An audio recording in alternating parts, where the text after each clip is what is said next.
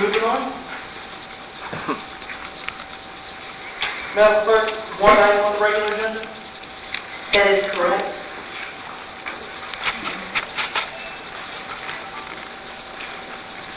That would be item number 14, which is ordinance number 2014-85, to authorize the CAO to submit a consolidated plan and annual action plan to the U.S. Department of Housing and Development as an application for the receipt of community block grant funds, home investment partnership funds, emergency solution grants, funds, and housing opportunities for persons with AIDS funds to accept from the U.S. Department of Housing and Urban Development in a total amount of $7,844,601 for various projects. That paper is before you, the public hearing concerning that paper. Madam Clerk? It was April the 28th. That's correct. Because this is a paper that allocates federal money throughout the city of Richmond. And federal law requires we have a public hearing on it on a date different than that which we vote on this paper. So we ensure to comply with that by having a public comment section of this paper 2 weeks ago. And so what I'm going to do now is bring it to council for any discussion. Seeing none, Madam Clerk, please call the vote. Council is voting on item number 14, ordinance number 2014-85. Mr. Wells? Aye. Ms. Graziano? Aye. Ms. Mosby? Mr. Angelista? Aye. Mr. Gilbert? Abstain. Ms. Trammell? Aye. Ms. Newville? Aye. Vice President Robertson? Aye. President Sanders? Aye. That paper has been adopted. Are there any motions to amend and continue? No, there are no motions to amend and continue this evening. May we please move then to the consent agenda? Mr. President, the consent agenda items for tonight are as follows. Item 1, ordinance number 2013-199 to authorize the special use of 1110 Grove Avenue for the purpose of permitting a multifamily dwelling with up to 7 dwelling units. Item 2, ordinance number 2014-37 to amend ordinance number 2007-313-280, which authorizes special use of 2621 Grove Avenue for the purpose of authorizing the modification of certain identification and directional signs and authorizing a parking garage use. Item 3, ordinance number 2014-74 to conditionally rezone 5107 Kenmare Loop from the R2 single-family residential district to the R5C single-family residential district. Item 5, ordinance number 2014-96 to authorize the CAO to accept $2 million from the Virginia Department of Rail and Transportation and to appropriate the increase in the Department of Public Works Main Street Station Multimodal Transportation Center project for the purpose of funding the Main Street Station Phase 3 development. Item 6, ordinance number 2014-97 to authorize the CAO to accept $8,003,045 from the Federal Transit Administration and to appropriate the increase in the Department of Public Works Main Street Station Multimodal Transportation Center project for the purpose of funding the Main Street Station Phase 3 development. Item 7, ordinance number 2014-98 to declare public necessity for and to authorize the acquisition of the parcels known as 6255, 6277, 6295, and 6295A Old Ward Road for the purpose of operating the public park, recreational center, and athletic fields. Item 7, ordinance number 2014-99 to amend the fiscal year 2014 capital budget by increasing the amount appropriated to the Southside Community Center project by $1.5 million and decreasing the amount appropriated in fiscal years 2015 and 2016 for the purpose of accelerating funding for the acquisition of 6255, 6277, 6295, and 6295A Old Ward Road for constructing improvements and operating a public park, recreational center, and athletic fields. Item 9, ordinance number 2014-100 to accept a deed from the school board conveying 1611 North 31st Street to the city and to authorize the CAO to execute such deed. Item 11, resolution number 2014-R69 to impose enhanced speeding penalties and to authorize the placement of signs giving notice thereof on the portion of Santa Avenue between West 22nd Street and Dundee Avenue.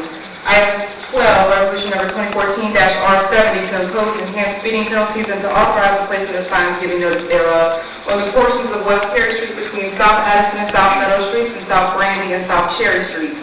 Item 13, resolution number 2014-R71 to approve an expenditure of $1,765 from the council district funds for the second district to pay the Department of Information Technology for the printing and mailing of the 2nd District Spring 2014 newsletter. Those are all of the items on tonight's consent agenda. Thank you. Those wishing to speak in opposition to any item out of those 13, please step forward, form a line, and come to the podium. Ms. Carter. Hi, my name is Mo Karnage. I'm speaking against consent agenda item number 7, which states that there is a public necessity to acquire and renovate a property owned by the Richmond Outreach Center on Old Warwick Road to turn it into a public park. My concern comes with the seemingly irrational and irresponsible behavior of City Council and Mayor Dwight Jones regarding our public parks.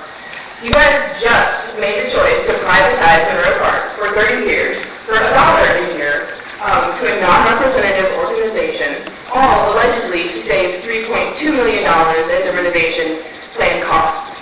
This renovation plan is so expensive because it was made by some of the same people who sit on the Monroe Park Conservancy, who you've now leased our park to.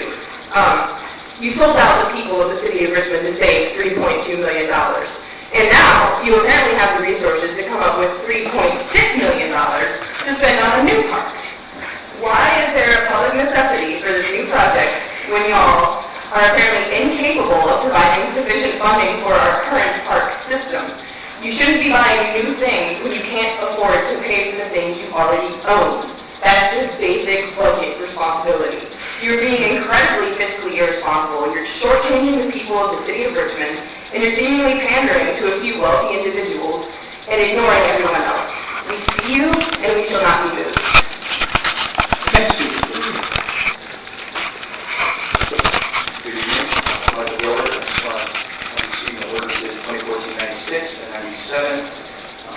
I just want to make a very brief anecdote that I used to run rescue for 4 years. I had my EMT, and I was looking online earlier, and I find it very kind of bothersome that you recognize emergency services in this meeting, and the very same meeting earlier today, apparently they're going to cut 911 center funding. It just doesn't sit right with me. But regardless, focusing on the ordinances.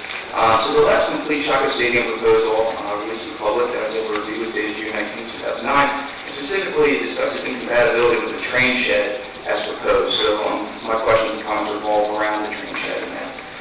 And I ask that, to offer clarity, to please immediately release the current complete iteration of the Chaco Stadium proposal to the public. No citizen should have to void a proposal that has such a major effect on and in their city. And then invite directly to do a presentation on the overall stadium proposal, regardless of the administration's opinion. You deserve, and we the people deserve, to hear an alternative. It should not be a zero-sum game the administration is trying to strong arm. Release the complete iteration of the red key proposal to the public as well. Compare the two plans and the alternative, which is doing nothing, just as was done with the Monroe Park lease. Present the findings with or without action. And if there is a plan that council on the whole favors, submit an ordinance and resolution to adopt said proposal. Simply submitting an O&R for consideration does not entail that it will be passed, but it does provide opportunity to receive public feedback and comment. Now, we hear how important, how critical it is that the Chaco Stadium proposal be adopted and passed, that any other competing plan does not have X, Y, Z, or a slavery history museum, and therefore cannot be adopted. But let's not forget that only 6 months ago did a slavery history museum even become part of the proposal that's gone back since 2009. We must reject all other deals now that lag it because it's so crucial, and it can't even be developed independently. Give me a break. That was a bone the administration threw in an attempt to quell the masses. But now you must also consider the comments that Doug Wilder, former governor and former mayor, whose name is right there, made in regards to creating a slavery history museum. And we are told by none other than Jack Berry of Venture Richmond. And let's not forget for a moment that Dwight Jones is listed as president of the board of directors for Venture Richmond. But we have Scary Berry telling us to beware of a Chesterfield politician, of a suburban strip shopping center developer from Midlothian. And then, does it strike as a conflict of interest? Is it disrespectful? Is it offensive? By that thinking, all Virginia should arm themselves with pitchforks and torches when the Chinese firm bought Smithfield Hams. By that thinking, we should revert to mercantilism. The answer is no, we should not be afraid. Someone who can provide a solution to build a new stadium that costs taxpayers nothing is not something to be afraid of. It's not a conflict of interest, and it's not disrespectful. It's not offensive. If anything, I'm offended that the city is too inept to organize and craft a similar proposal of their own. Obviously, there are many details of both plans that have yet to be revealed, and I could be completely wrong. Both proposals could stink, but the only way to know that is to have the proposals released to the public for inspection and discussion. Thank you. Thank you, Mr. Gilbert. Mr. Poole? President Samuels, Member of Council. I'm David Poole. I live in the 2nd District, and I'm across the street neighbor of Retreat Hospital. I'm here to speak in opposition to the hospital's plan to amend their special use permit and install an electronic sign in front of the hospital. I think the electronic sign is out of character with the residential neighborhood, and when the hospital 6 or 7 years ago put 3-foot tall letters in front of the hospital saying emergency, I think that was sufficient to let people know they have an emergency room there. So I would urge council to oppose this request. Thank you. Mr. Martin? Good evening. My name is Todd Martin of 2702 Grove Avenue near Retreat Hospital. I want to talk briefly about the ordinance, specifically specifically about the sign. I don't think the sign should have LED or LCD lighting. I think it's, again, it's the character of the neighborhood and the nature of the historic district. I think if this were approved, then every business on Robinson Street would want to have the same kind of lighting to compete with the vision of the eye, trying to capture someone's eye walking, biking, or driving down in that area. So I think the slippery slope that we approved of this specific part of the ordinance and the lighting of the sign. So, thank you. Thank you, Mr. Martin. Ms. Annie Davis? Good evening, Council President Samuels and members of council. I'm Rhonda Annie Davis, and I'm here to speak in opposition to paper 2014-98 and 2014-99. I pretty much would like to say ditto to the comments that Mo made earlier. I really do not, while I don't really oppose a park plan in the south side because I don't think we necessarily have a good, decent public park in the south side.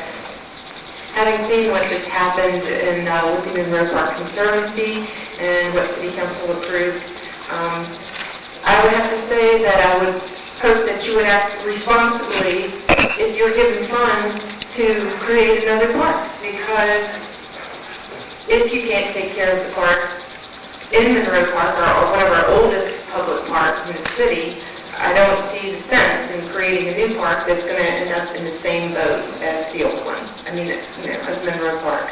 I'm unprepared because I don't understand. I haven't really had time to research this, but that's my initial statement, and I just wanted to make it clear.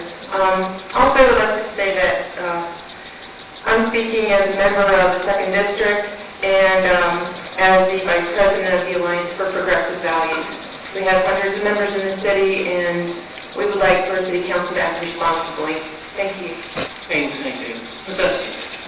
Good evening, everyone. My name is Lily Estes. I had not planned to say anything, but of hearing this item 7, I just really had to add my support to the opposition. I really don't understand on face value how you create a park when you take away a park that is of significant importance. You know, even to the point where I heard a few weeks ago that as far as Monroe Park is concerned, you know, the likes of Booker T. Washington spent the night there in his travels moving up and down the East Coast. It's like things of historic significance to the city, if it isn't through a particular lens, it's not being developed for the masses of the people. And not to say that you are not looking at the totality of efforts for the masses of the people. But at the end of the day, it really seems like your decisions are not working out in the best interest of what your constituent base is asking you to do. And I would ask that you really reconsider your decision-making process, because something really is not bubbling up correct from me. And I really have to question how you all come to your decisions. It is a problem on many, many levels. You know, you don't create a park from someone's private land and then take the public land and in effect, giving it to a private entity. I mean, it's the reverse option for the negative effect for the masses of the people. And you all are elected by the masses of the people. So we need to really make sure that that reality becomes a manifestation. As I said the last time, you know, my internet energy and whatever y'all consider, I'm really very troubled. And we need to work on what this representative democracy really represents in the fullest and most fundamental respect. Thank you. Thank you, Mrs. Hughes. Yes, sir. How are you? Good evening. My name is Ilya Aristotle Davis.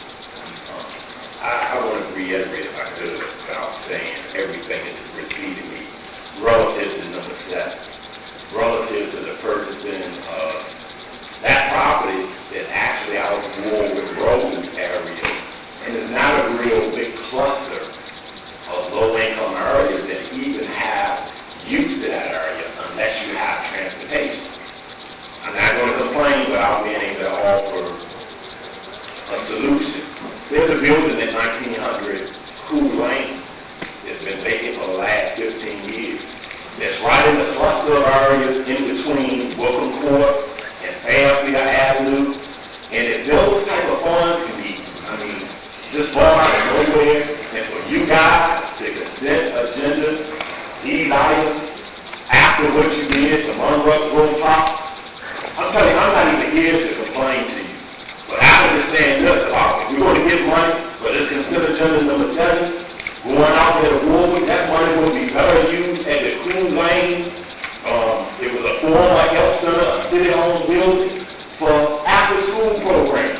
So women that live in that area, instead of leaving their children in the car, they'll be able to have their children somewhere where they can be able to drop them off in the evening. I'm telling you, we've become a city that spends millions of dollars on every murder when it comes to investigation. I'm still stopping this family. I'm still doing the same thing. On murders when it comes to the investigation, prosecution, and incarceration, but when it comes to us being proactive, just do the math on the amount of individuals that are convicted every year of murder. And look at the amount of money that it takes for us to be able to, we spend tens of millions, if not hundreds of millions, that could be better spent proactively for programs like that. So we won't have individuals going to prison for leaving their children in the car because they're trying to get some work. So I'm talking about the Cool Lane building because we're already talking about a cooperative enterprise. Last time when I mentioned cooperative, Mrs. Samuel, you said that was some type of business. I hope you did the research and found out that I'm talking about non-profit cooperative enterprises that could go in that building at 1900. Give the young people some type of hope and creativity where they can be able to go there and start their own enterprises. We're talking, let us allow us to be able to do a cooperative with the farmers and be able to bring them fresh fruits and vegetables over there. In that area, they have 6 convenience stores of foreigners that are contraband. Our people. And if you read the 34th chapter of Ezekiel, it'll tell you about the man that we have. Yes, sir. Hi, my name is Campbell Lane from Richmond, Virginia, and I'm a free market analyst. And in regards to, the entire consent agenda, which deals with fiscal responsibility and expenditures, I'd like to put in some key points in regards to the soccer club stadium that would be of issue of, relevant interest for everyone here involved. And you have to, but it's not on the agenda tonight. Well, this would be in addition to the commentary that came up here earlier in regards to, the new baseball proposal on the Boulevard. So I'm just adding a little bit more information on top of that. Well, you can speak about, you can tell me which ordinance you're speaking on. Which one did he speak of? He was speaking on, I believe, papers 5 and 6. 5 and 6. A funding receipt for Public Works Main Street Station. Right, and the entire consent agenda deals with budget concerns and deals with taxpayers' money. So in that regards, is what I'm talking about. You can speak on any paper you'd like, but you gotta stick to a paper. So I have to stick to a specific topic, but the specific topics in general that the whole entire paper is talking about, that's what they're doing with other people's money, and in essence, that's what I like to talk about. And you're welcome to sign up for public citizens comment period. Is that the way a week before I'm able to speak there? You can speak on any paper you want, but if you want to speak on just things in general, it is the citizens comment period. All right, yeah, so again, I'll speak on top of the issue that the gentleman, the second speaker, was talking about, in addition to the information he was providing about the baseball soccer league. As long as you just stick to a paper. Yeah, absolutely, I'm second to the paper. Sounds good, can I start now? Can I start over? I don't want to second, you said this. Seconds going on. Seconds going, okay, all right, here we go. All right, so this is a paper from the Gillis. This is constantly debunking the economic case for DC baseball. And I'm going to go over very quickly a few points here that I think is relevant interest for everyone to understand the situation of the myths and lies that come with the economic development of baseball stadiums. Number one, I'm sorry, the pros are going to have floor schemes in the 37 metropolitan areas in our sample had no medical positive effect. If Councilman overall is allowed as the eighth person for the public comment period, I'm willing to waive the rules, go back to that temporarily in the agenda. Wait, Mr. President, what did you just say? If council would like for me to waive the rules to allow this gentleman to take Mr. Walker's space who didn't show up tonight, then we can do that and give him the eighth slot. But otherwise, this is not on topic and we're going to move on. Council, what's the decision?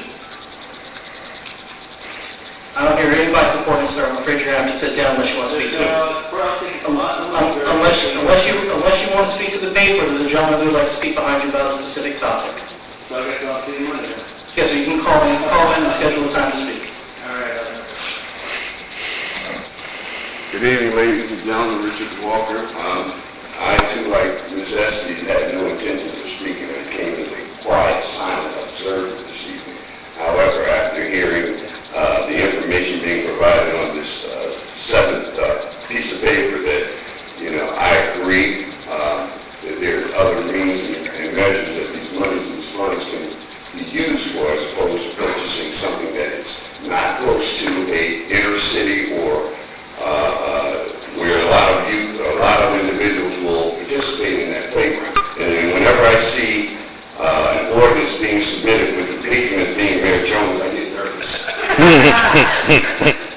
right, and I don't know, is he on the board of the Rock? Does he have anything to do with the operation of the Rock? Why the Rock?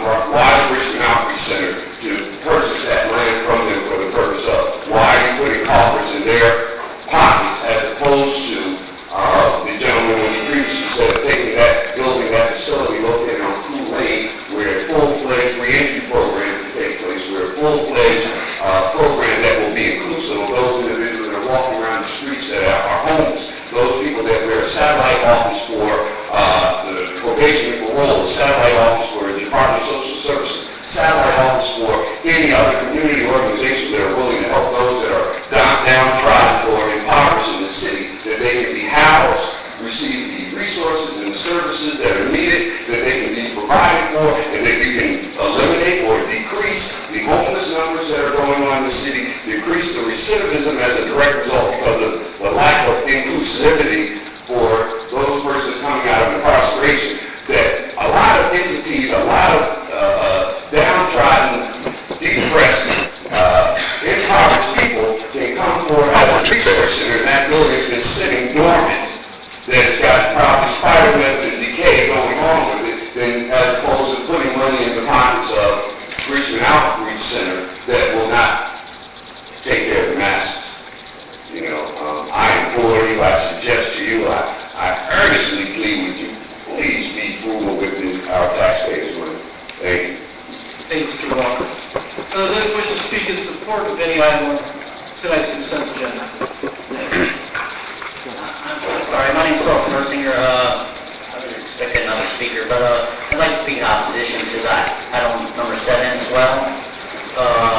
The Rock Church, didn't they have some like a guy go to jail to affiliate up?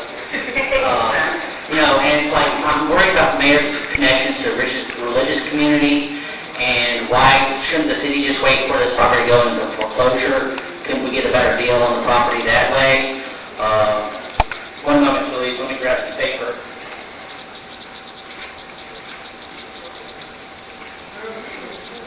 What the city is proposing to do is spend $1.7 million just to purchase this 17.7 acres of land located in the Richmond's 9th district, where there's currently no public park facilities. And what you're buying is one full-size gymnasium. What I'm also buying as a citizen of Richmond, a tax-paying citizen, a metal building that houses practice, boxing, fitness facility, 3 bay-door garages, a small school with approximately 26 classrooms, a small cafeteria, a social recreation team facility, small, a church chapel and sanctuary. You know, there is supposed to be a separation, but I guess we won't be holding church services there. That's not the mayor's plan. Anyhow, we're also buying 2 single-family dwellings, one with a life estate agreement. I mean, know what that means. A regulation soccer field, 2 Little League baseball fields, and 1 skate park. These properties are assessed at $2.8 million. Again, we are proposing to buy it for $1.7 million.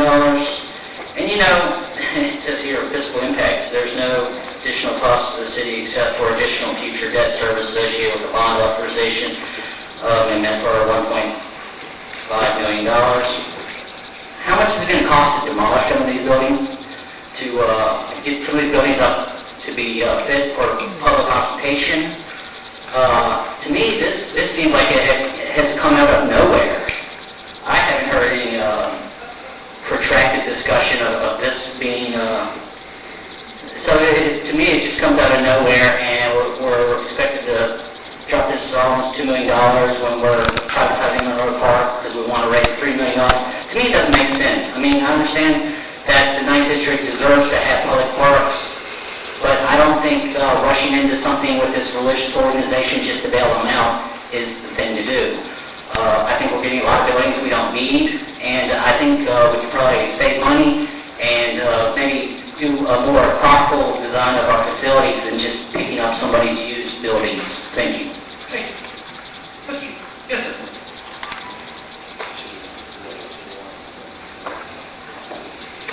Greetings. I'm one of the people that's mentioned in this document. This is the law. I'm a man. People can call me whatever they want, but under the law, those are the only things that really matter. I just want to start by talking about all the ordinance regarding the train tracks, etc. I'm a little surprised to hear that, considering that nobody has mentioned and everybody keeps pretty quiet about the oil spill that dumped tens of thousands of gallons of oil into our drinking water. So I'm glad I got the opportunity to bring that up because that's really reckless endangerment, and that's what we all drink, and that's the environment. We need that. That's the basis for life. And when I say the basis of life, I mean water. You know, that's the planet. We're mostly water, and that's again the law. So I would like to thank council.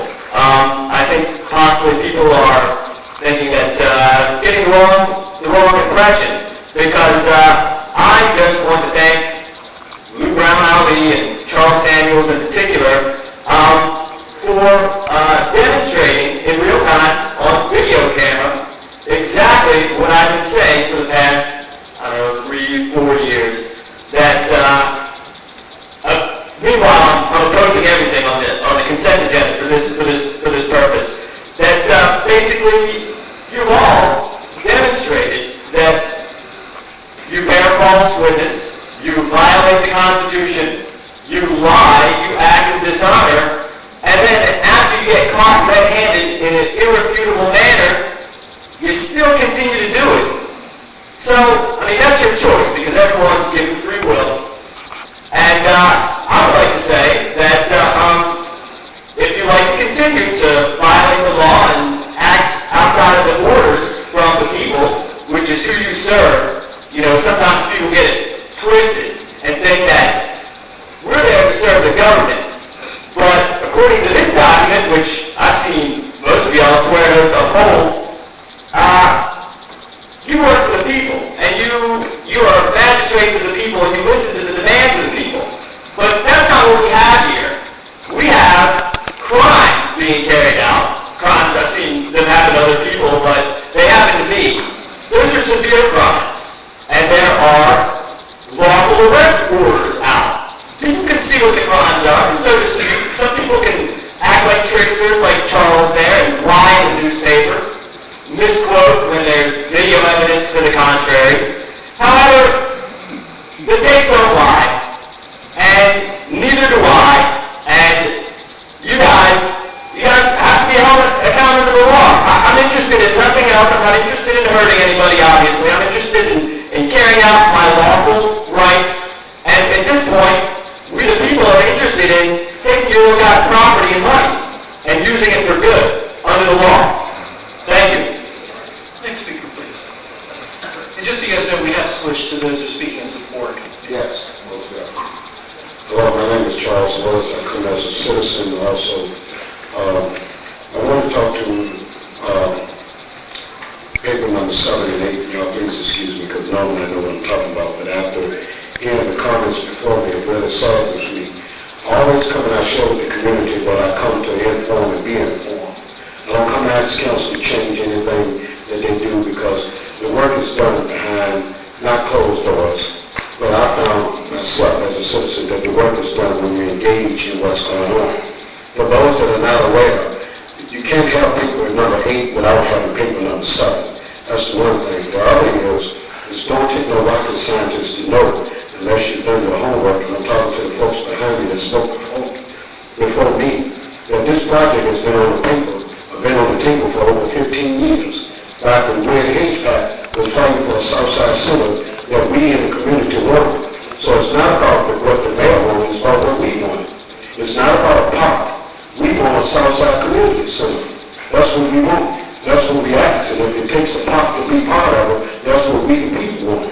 So, Councilman Mosley, I thank you for keeping the dreams that the community in Southside, Ms. Travel, our 8th District Representative, there are dreams over there in the Hickory Hills Center that I know they're working hard on. And it takes a collective effort of 2 council persons in the 9th District to work together to make this work. It's not about the mayor, folks. Y'all keep saying a park. We're not talking about Monroe Park, but if you want to use that for a swing board, let me tell you a little bit about what's going to happen in that Southside Community Center. Something we can ask it for. We need help with our kids to get them off the streets. Don't you know that little Marty Carr was in the street when that happened? If we had that Southside Community Center going, he wouldn't have been in the streets. Yes, he got murdered in his neighborhood, but if we had that Southside Community Center going, he would have had an opportunity to be somewhere where he's been doing a lot of things, being educated. Computer labs, job training, life skills, resource centers, sports, not just midnight basketball, because that may be for guys and girls that want to play basketball, but all the resources during the time where folks hang out at night to pull them off the street, including classes for seniors. All of those things are incorporated in this. You may not see it, but if you come to Councilman Moses' meeting, or if you come to Councilman Trammell's meeting, then you would find out that these things are going on. And I say in closing, in addition to that, Ms. Mosby and Dr. Merrifield, it would be so wonderful if you would dedicate the physical fitness room in honor of little Marty Carr because of his courage and his strength at the age of 8 years old to want to save a life because he was taught by his mother and family that he is the little man of the house and he is to protect his sister and his family. So if you would consider that by naming the fitness room, I had it written down here somewhere, but the fitness room dedicated to him, I think it was called the Marty Carr Fitness Room, because of the courage, the strength, and the ability that he wanted to do to save lives. A little teeny guy with a big heart. And that's all I'm asking that we do. But again, I thank you so much for keeping that. And I'm not getting on the folks behind me. I'm just saying, come on folks, let's do our homework before we come down here complaining, all right? I love you, man. If you got a problem, see me outside. Yes, sir, Mr. Brewer. Good evening, my name is Montague Magruder. I'm speaking in favor of the speeding ordinances that have been proposed by Councilman Aguilasco as a person that actually lives in this district and along the Seventh Avenue corridor. As a person that takes public transit and as a person that occasionally rides his scooter around, I have encountered some dangerous situations, mainly because of people driving their cars in excess of the speed limit and On top of that, talking on their cell phones, texting on their cell phones in violation of actual state law.